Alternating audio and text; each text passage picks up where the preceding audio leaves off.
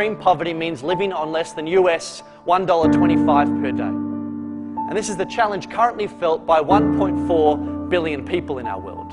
This gives us 1.4 billion reasons to respond immediately.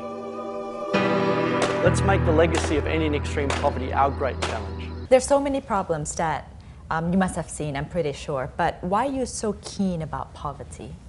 Well, it's important to define poverty. We define it based on the 8 Millennium Development Goals. So looking at not just hunger, it's education, it's the empowerment of women, it's also about maternal health, child health, which includes vaccines like polio.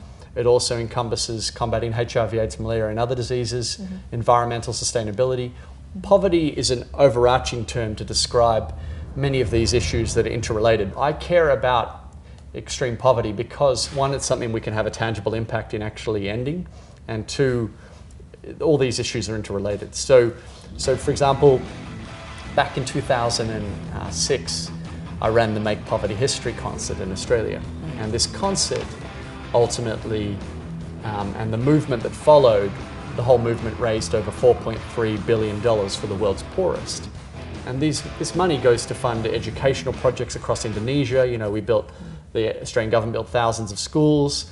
You're talking about new funding for HIV, AIDS, malaria and tuberculosis in sub-Saharan Africa. All these issues are interrelated. So I care about extreme poverty because I care about Sonny Boy, that young boy from the Philippines, but and every other of the tens of thousands of people I've met in my journey. Yeah. How big is the problem of poverty or extreme poverty in the world today? So we define extreme poverty as those living on less than US $1.25 per day. And there are 1.4 billion people on this planet living in extreme poverty. The good news is that in 1981, the proportion of people living in our world who lived in extreme poverty was about 52% of the world's population. But now, in the last 25 years, thanks to the rise of the Southeast Asian tiger economies here in Thailand, you know, that has dropped now to only 25% of the world's population. So through the amazing economic development we've seen here in this region, we've seen that the proportion of people living in extreme poverty, particularly in Southeast Asia, has dropped dramatically. Sub-Saharan Africa is still lagging far behind. Nelson Mandela once said, poverty is not an accident. It is man-made and can be removed by man as well. Do you agree with that? I'll tell you why I agree with Nelson Mandela on that, because there are many structural injustices that keep the poor poor. For example, unfair trading barriers that say the United States has high subsidies over agricultural trade. Right. If they remove that agricultural trade subsidy, then many African farmers in West Africa could actually compete on a level playing field. It's an example of a man-made situation that can be overcome by men and women through good policies. And so another example is, say, corruption that we see. You know, why does corruption flourish? It's not just because dictators are allowed to flourish, it's also because often the West is implicit in a process of international corruption through money laundering and offshore bank accounts. You know, this is a man-made structure. You know, we can also work to end it through actually tackling some of the structures that keep the poor poor. So I'm not just talking about foreign aid when I talk about ending poverty. You've got to change the rules to make trade fair, and you've also got to ensure that there's appropriate governance in place. Was it difficult to do fundraising? In general, I don't have any problem asking people to give so long as the cause is good.